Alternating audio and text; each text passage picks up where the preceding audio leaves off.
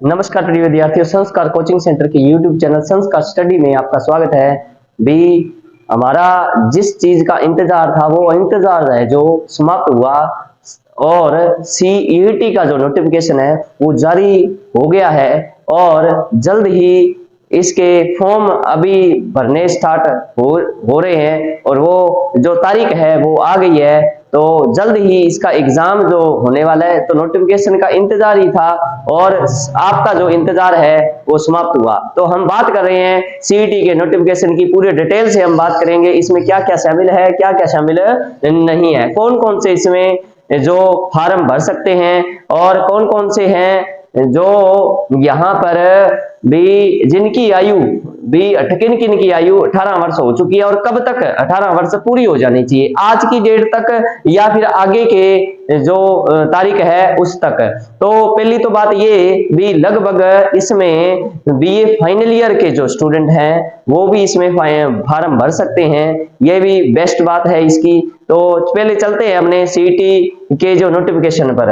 तो हमारा जो सीईटी का नोटिफिकेशन है जारी हो चुका है। समान पात्रता परीक्षा अभी अभी स्नातक स्तर का जारी हुआ है, अभी 2-3 घंटे या कल तक जो +2 का जो नोटिफिकेशन है, जो 12वीं लेवल पास जो नोटिफिकेशन है जारी हो जाएगा और सेम इसकी पात्रता भी 12वीं बेस रहेगी। तो यहाँ पर क्या क्या शामिल है, क्या क्या शामिल नहीं है, हम बात कर रहे हैं। ये जो फॉर्म है हमारे और कब से स्टार्ट हो रहे हैं, तो ये हमारे स्टार्ट फॉर्म हो रहे हैं 9 अगस्त 7 सितंबर से। 9 अगस्त 7 सितंबर से स्टार्ट हो रहे हैं। तो 2 दिन बाद, 2 या 3 दिन बाद अपने स्टार्ट होने वाले हैं। इसकी जो सबसे खास बात है ये बनाता है भी अब की बार इसमें नेगेटिव मार्किंग रखी गई है, अब की बार इसमें नेगेटिव मार्किंग रखी गई है। तो इसका बहुत बड़ा बदलाव हुआ है अब की बार नेगेटिव मार्किंग। इसमें कितनी नेगेटिव मार्किंग है, 1/3 नेगेटिव मार्किंग है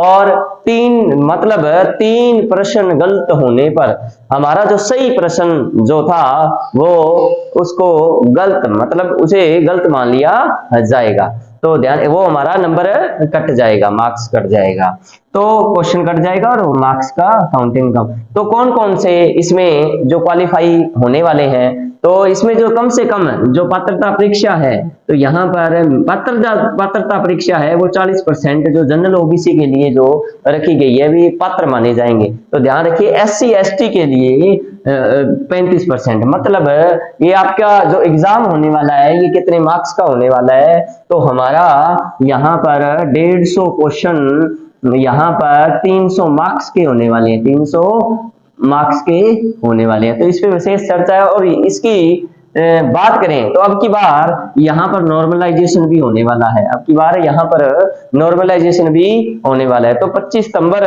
जो 28 सितंबर का जो एग्जाम है कई शिफ्टों में रखा जाएगा, तो इसकी तारीख भी जो तिथि है वो भी फिक्स हो चुकी है भी 25 सितंबर। तो इसका जो फॉर्म भरने की जो लास्ट डेट है उससे कुछ ही दिनों बाद, तो लगभग अपने 15-20 दिन बाद इसका एग्जाम भी है, तो इसकी तैयारी में लग जाएं। अब कौन कौन सी, एक बार ये देख लेते हैं भी कौन कौन सी भर्तियां इसमें शामिल रखी गई हैं और वो यहाँ पर अपकमिंग भी भर्ती है। कौन कौन सी अपकमिंग भर्ती है तो अपने देख लेते हैं। सबसे पहले एक भर्ती है जो राजस्थान होमगार्ड अधिनियम सेवा के अंदर प्लाटून कमांडर आने वाली है। तो यहाँ पर कौन सी भर्ती रहने वाली है, प्लाटून कमांडर की रहने वाली है। इसके अलावा यहाँ पर अधिनियम सेवा के अंदर संचाई जो सेवा है उसमें जो पद है जिलेदार और पटवारी के, पिछली सीईटी के अंतर्गत भी थे परंतु वो भर्ती निकली नहीं थी। तो जिलेदार व पटवारी के जो पद हैं अब की बार सृजित किए जाएंगे।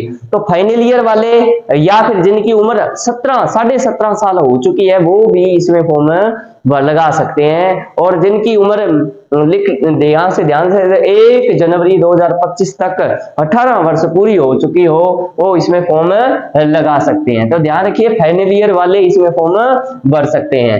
राजस्थान अधिनियम लेखा सेवा जो है वो कनिष्ठ लेखाकार भी जो LDC होता है अकाउंटेंट, उसकी भी भर्ती है इसमें। और अधिनियम सेवा राष्ट्र सेवा के अंदर तहसील जो रेवेन्यू जो सर्विस है उसके अंदर भी बहुत सारी पोस्ट आने वाली हैं। महिला अधिकारिता विभाग में जो सुपरवाइजर, वुमेन सुपरवाइजर होता है, वैसे तो इसका एग्जाम अभी हुआ था, और भी जो पोस्ट है इन्हीं वर्षों के अंदर और भी आएंगी, तो इसी के अंतर्गत रखी जाएंगी। तो यहाँ पर राजस्थान में जो एकीकृत बाल विकास सेवा है उसके अंदर भी जो पर्यवेक्षक है, पर्यवेक्षक मीन्स सुपरवाइजर की जो पोस्ट है वो भी आने वाली है। और इसके अलावा राजस्थान कारागार अधीनस्थ सेवा के अंदर जो उप जेलर की जो पोस्ट है, उप जेलर की जो पोस्ट है वो भी इसके अंतर्गत रहने वाली है। तो एक जो पोस्ट है उप जेलर की, कारागार की, तो यहाँ पर वो अभी अभी हाल ही में चल ही रहा है और उसकी लास्ट डेट है जो आज है। तो जिसने भी उप जेलर का फॉर्म नहीं भरा है, डिप्टी जेलर का, वो भी आज लास्ट डेट है, उसके भी फॉर्म आप आज भर सकते हो। तो इस पर विशेष बात है, आज 12 बजे तक SSOID से जाकर के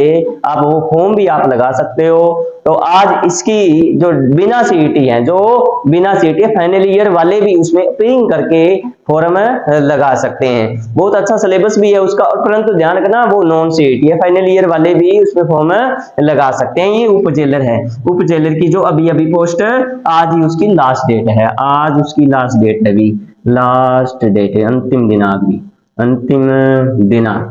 परंतु ये तो पिछली CET के हिसाब से है, तो यहाँ पर तो CET के हिसाब से नॉन CET था, परंतु अब की बार ये निकलेगा तो CET बेस निकलेगा। इसके अलावा यहाँ पर समाज कल्याण अधीनस्थ विभाग से जो रहेगा छात्रावास अधीक्षक, जो हॉस्टल वार्डन, जो सेकंड ग्रेड की जो पोस्ट होती है, वैसे तो अभी इसका एग्जाम फिर हुआ था और सेकंड ग्रेड की पोस्ट रही है CET के तहत, पिछले जो CET है जो 1.5 साल पहले थी। तो इसके अलावा यहाँ पर सबसे बड़ी भर्ती कौन सी रहने वाली है, तो रेवेन्यू डिपार्टमेंट की सबसे बड़ी भर्ती है, ये लीजिए भी पटवारी भी, 1900 पोस्ट प्लस 1900 प्लस पोस्ट है, अभी रिलीज CET के जस्ट ही बाद में होगी, ये CET के एग्जाम होने के बाद में जस्ट ये, क्योंकि ये बोर्ड ने इसका जो नोटिफिकेशन है पहले ही यहाँ पर मंजूरी दे दी है। और ध्यान रखिएगा इसके जस्ट बाद में ही सबसे बड़ी भर्ती सेक्रेटरी की, जिसे वीडियो ग्राम विकास अधिकारी की सबसे बड़ी भर्ती भी इसी CET के तहत रहेगी। तो लग जाए तैयारी के अंदर, बहुत ही अच्छी पोस्ट है। ध्यान रखिएगा पहले आपका CET क्लियर हो जाना चाहिए, तो ध्यान रखिए CET के अंतर्गत ही ये एग्जाम होगा। तो ध्यान रखिए इसमें आपको पात्रता करने के लिए 40% जो ये आपको लेने पड़ेंगे यहाँ पर, और तभी आप वीडियो का, सेक्रेटरी का या फिर पटवारी का जो एग्जाम दे सकते हो। बहुत अच्छी पोस्ट है, भी अच्छा मान सम्मान वाली पोस्ट है, तो इसका थोड़ा सा ध्यान रखिए। तो कृषि जो विपणन बोर्ड है इसकी कनिष्ठ लेखाकार जो भर्ती है वो भी इसी के अंतर्गत रहेगी आगे। तो आपको पूरी की पूरी जो यहाँ पर 11 भर्तियों की जो मैंने डिटेल दी है, वो पूरी की पूरी 11 भर्तियां अभी फिलहाल में ही रहने वाली, और उन्हीं का एग्जाम क्लियर होगा जिनका CET का जो क्वालिफाई एग्जाम है क्लियर होगा। और अब की बार RSSMB बोर्ड ने ये जो एग्जाम है तो बहुत ही टफ रखने वाला है, क्योंकि जिस प्रकार से हम देख रहे हैं, तो जिस प्रकार से हम देख रहे हैं नेगेटिव मार्किंग रखी जा रही है, इसी प्रकार से RSSMB बोर्ड का जो लेवल है बहुत अच्छा रहेगा। और ध्यान रखिए ये टफ क्वेश्चन के लिए भी जाना जाता है, तो थोड़ी सी ध्यान रखिए। अब इसमें बात कर लेते हैं फीस की भी, फीस कितनी लगेगी।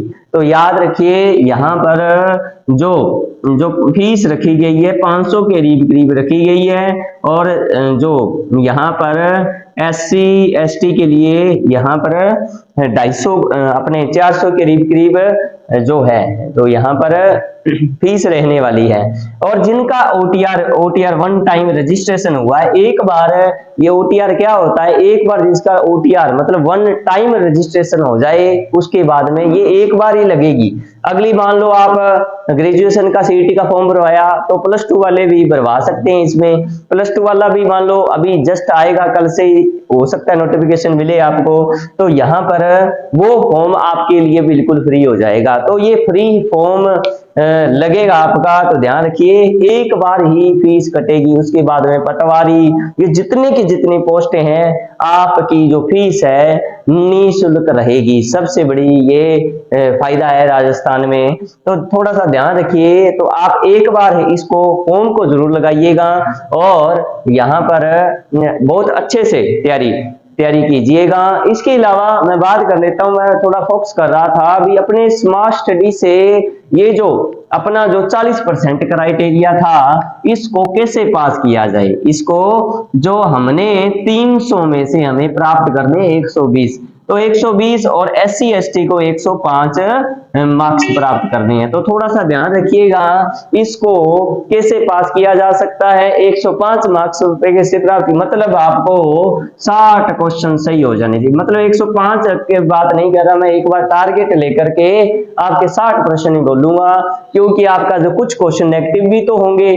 तो याद रखिए अपना जो टारगेट है यहाँ पर लगभग 100 क्वेश्चनों का रहेगा। जो 100 क्वेश्चन मींस यहाँ पर 200 मार्क्स का, 200 मार्क्स से प्लस अपने मार्क्स होने चाहिए। इसके लिए हमें इसके सिलेबस पर काम करना पड़ेगा भी, कितने के कम टाइम के अंदर कैसे कैसे सब्जेक्ट पर क्या क्या ध्यान देना है, थोड़ा ध्यान रखिएगा।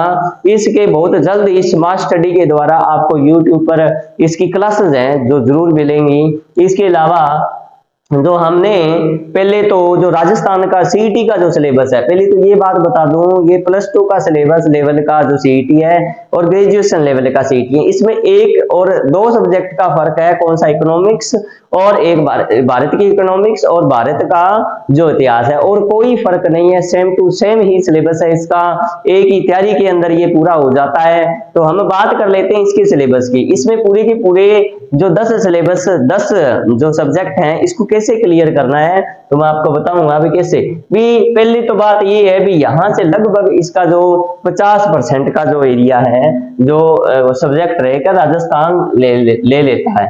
जो 50% बचता है तो वो बचेगा अपना जो एक्स्ट्रा जो है तो अन्य सब्जेक्ट है। पहले तो राजस्थान जीके के अंदर भूगोल, कला, संस्कृति, इतिहास, इकोनॉमिक्स और राजस्थान की राज्य व्यवस्था, ये अपने जो 5 सब्जेक्ट हो जाते हैं। इसके अलावा जो 5 सब्जेक्ट बचे, तो यहाँ पर 5 सब्जेक्ट बचते हैं, 5 और 6 11 सब्जेक्ट हो जाते हैं। इसमें कंप्यूटर भी हो जाता है, कौन सा, कंप्यूटर भी हो जाता है। तो हिंदी, इंग्लिश, मैथ्स और रीजनिंग, इनमें से कैसे प्राप्त करना है और कैसे आपको धीरे धीरे आपको स्मार्ट स्टडी द्वारा समझाया जाएगा।